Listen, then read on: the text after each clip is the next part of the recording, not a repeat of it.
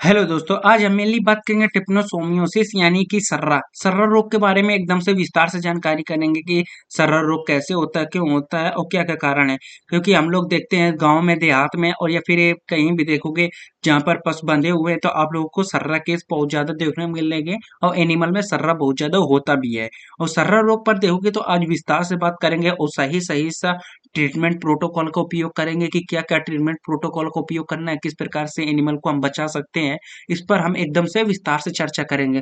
तो वीडियो देखोगे तो थोड़ी लंबी जरूर होगी, लेकिन साइंटिफिक तरीके से बहुत ही अच्छी नॉलेजेबल वीडियो जरूर होगी। तो वीडियो को बिना स्किप किए अंत तक जरूर देखना, तो आपको बहुत ही अच्छे और साइंटिफिक तरीके से नॉलेज आएगी। तो चलो बिना कोई देरी किए और आप लोगों को बताते हैं हम ट्रिपनोसोमियोसिस यानी कि सर्रा रोग के बारे में, कि सर्रा कैसे होता है, क्यों होता है। इस पर से विस्तार से जानकारी होगी। सबसे पहले हम इसकी परिचय की बात करेंगे।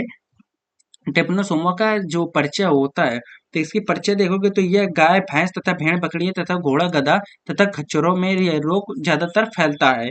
पशुओं में देखोगे तो बीमारी होने तथा मृत्यु होने की दर बहुत ही ज्यादा होती है। यानी कि एनिमल में एक बार है टिप्नोसोमियोसिस यानी कि सर्रा हो जाने के बाद में एनिमल में बहुत ज्यादा मृत्यु दर है और बहुत ही ज्यादा एनिमल की मरने की संभावनाएं होती हैं।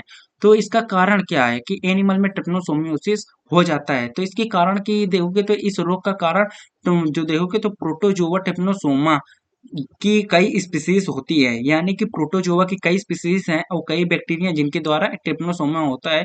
लेकिन एनिमल में सबसे ज्यादा भारत में देखोगे तो कौन से ट्रिप्नोसोमियोसिस देखोगे तो ट्रिप्नोसोमा एविन्साई के द्वारा ही सबसे ज्यादा आप लोगों को केस देखने को मिलेंगे। यानी कि ट्रिप्नोसोमा जो एविन्साई है इसी के द्वारा ही सबसे ज्यादा हमको ट्रिप्नोसोमियोसिस यानी कि सर्रा के केस देखने को मिलते हैं। अब इसमें बात करेंगे कि रोग लगने के ढंग क्या। सबसे हम ट्रिप्नोसोमा एविन्साई की फिगर चित्र देख सकते हैं तो आपको कुछ इस प्रकार की बैक्टीरियाएं देखने को मिलती हैं।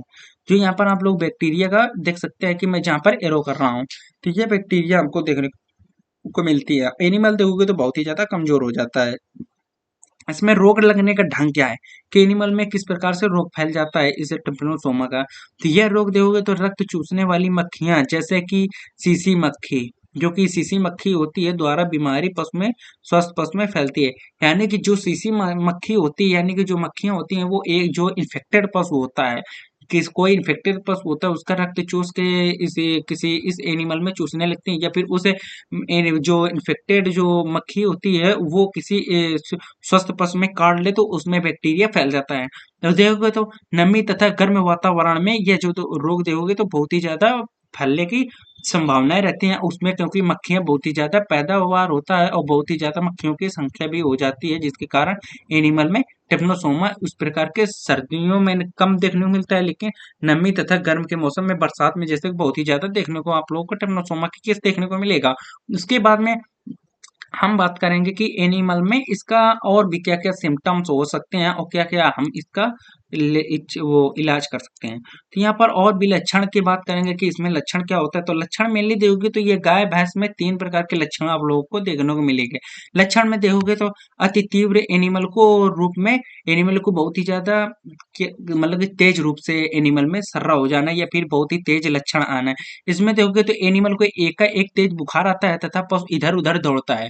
और पशु देखोगे तो अंधा होकर दीवार से टकरा जाता है, यानी कि एनिमल अंधा हो जाता है या फिर अंधे की तरह व्यवहार करता है और एनिमल इधर उधर सिर को टकराता है और कहीं पर भी एनिमल टकराता रहता है और गिर पड़ता है। पशु देखोगे तो खूंटे के चारों ओर चक्कर लगाता है, मतलब कि खूंटे के चारों ओर गोल गोल सा घूमता है। बस थोड़ी देर में या फिर थोड़ी थोड़ी मात्रा में बार बार से पेशाब करता है, यानी कि यूरिन बाहर करता है और उसके मुंह से बहुत ही ज्यादा लार गिरती है। इस रूप में बस उसकी शीघ्र ही मृत्यु हो जाती है। अगर ऐसे सिम्टम्स देखने को मिलता है तो आप लोग को जल्दी जल्द ट्रीटमेंट करना है और क्या क्या ट्रीटमेंट प्रोटोकॉल कर सकते हैं इसकी बात हम आगे करेंगे। और कम तीव्र रूप यानी कि धीमे से जो तीव्र रूप आते हैं उनकी बात करेंगे। तो इसमें देखोगे तो पशु को बुखार नहीं रहता है, पशु पागल जैसे इधर उधर घूमता है और पशु बैठ जाने पर उठ नहीं पाता है तथा बैठे बैठे खाता रहता है। पशु कमजोर हो जाता है, ठीक से पशु जुगाली नहीं करता है और पशु की आंखें देखोगे तो लाल रहती हैं। यानी कि एनिमल देखोगे तो बहुत ही ज्यादा कमजोर हो जाता है, वो आराम आराम से इधर उधर घूमता रहता है, पागलों की तरह दौड़ता है। और उसके बाद में अगर बैठ जाता है तो वो आराम से बैठे बैठे चारा खाता है, नहीं चलता है नहीं दौड़ता है। अब इसकी बात करेंगे थर्ड रूप में कि तीव्रकालीन या फिर बहुत ही तीव्र रूप क्या-क्या देखने को मिलेंगे। तो यहाँ पे तीव्र रूप में हम देख सकते हैं कि एनिमल जो होता है उसको बुखार नहीं रहता है, बस दुर्बल तथा रक्तहीन हो जाता है कि एनिमल में बहुत ही ज़्यादा खून की धीरे-धीरे कमी हो जाती है। पशु देखोगे तो बैठ जाने पर उठ नहीं पाता है तथा मूर्छित या निद्रावस्था में पड़ा रहता है, यानी कि एनिमल बेहोशी की तरह बेहोश एकदम से पड़ा रहता है और घोड़ों तथा खच्चरों में विलक्षण निम्नानुसार पाए जाते हैं। उस समय देखोगे तो तापमान एनिमल का देखोगे तो 104 से 106 फ़ारेनहाइट तक देखने को मिलता है और बुखार रहता है एनिमल को। आँखें की श्लेष्मिका झिल्ली में खूनी से धब्बे दिखाई देते हैं, यानी कि पुटिकल हेमरेज जो होती हैं वो आपको देखने को मिलेगी। जो देखोगे तो कान एनिमल के जो कान होते हैं वो पीले-पीले दिखाई देंगे। एनिमल के वल्वर लिप्स पे लाल धब्बे देखने को मिलेंगे, उसके साथ में एनिमल के जो वल्वल लिप्स होते हैं वो पीले हो जाते हैं, यानी कि एनिमल के जितने भी म्यूकस मेम्ब्रेन होते हैं वो पेलर हो जाते हैं, यानी कि वो एकदम से व्हाइटिश हो जाते हैं, सफेद सफेद या फिर जॉन्डिस कलर के दिखने लगते हैं। एनिमल में क्योंकि खून की कमी हो जाती है, पशु को देखोगे तो ज्वर घटता बढ़ता रहता है तथा पशु कमजोर हो जाता है, पिछला धड़ एनिमल का लकवा मार जाता है।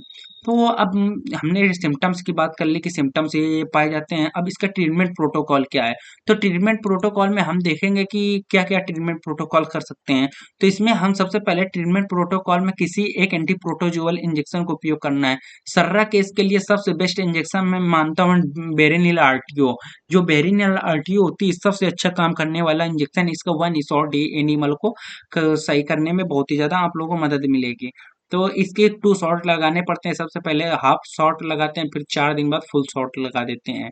तो किसी एक एंटी एलर्जी इंजेक्शन का उपयोग करना है। एंटी एलर्जी में आप किसी भी सीपीएम इंजेक्शन का उपयोग कर सकते हैं।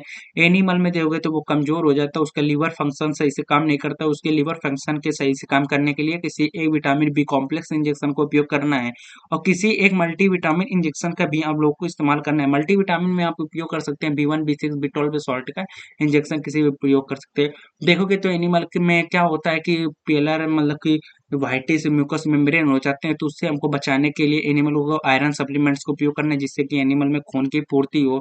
किसी एक लिवर टोन का उपयोग करना है। लिवर टोन में हम किसी भी प्रकार के लिवर टोन का उपयोग कर सकते हैं। लिवर टोन में कोई भी लीवर टोन हो जो लीवर को बहुत अच्छा सही रखता है, सही तो फंक्शन लीवर काम करता है और एनिमल चारा खाता है, सही से एनिमल रहता है। किसी एक नेसाइड्स का इस्तेमाल करना है। नेसाइड्स में आप लोग फ्लोनिक्सिन या फिर मेलोक्सिकाम या फिर कीटोप्रोफेन किसी भी इंजेक्शन या फिर किसी भी साल्ट का इंजेक्शन का उपयोग कर सकते हैं। तो आप लोग किसी एक नेसाइड्स का इस्तेमाल कीजिए। तो आप बस इसी ट्रीटमेंट प्रोटोकॉल का उपयोग कीजिए, आपको बहुत ही ज़्यादा केस आप लोगों को सॉल्व करने में मदद मिलेगी। तो जो मैंने ट्रीटमेंट प्रोटोकॉल किए है, अगर इस ट्रीटमेंट प्रोटोकॉल से हम किसी एनिमल के इलाज करते हैं या फिर किसी प्रकार के आप एनिमल में बचाने की कोशिश करते हैं तो उस प्रकार के एनिमल में आपको बहुत ही ज़्यादा सक्सेस रेट देखने को मिलेगा। तो आज के लिए इतनी जानकारी थी। अगर आपको वीडियो पसंद आए तो लाइक करें, चैनल में नए हो तो सब्सक्राइब करें, बेल आइकन दबाएं जिससे मेरी नई से नई वीडियो आप लोगों के पास आती रहे। लेकिन एक मैं बहुत ही ज़्यादा आप लोग के लिए वीडियो बना रहा हूँ और साइंटिफिक तरीके से बनाता हूँ, थोड़ी लंबी ज़रूर वीडियो होती है।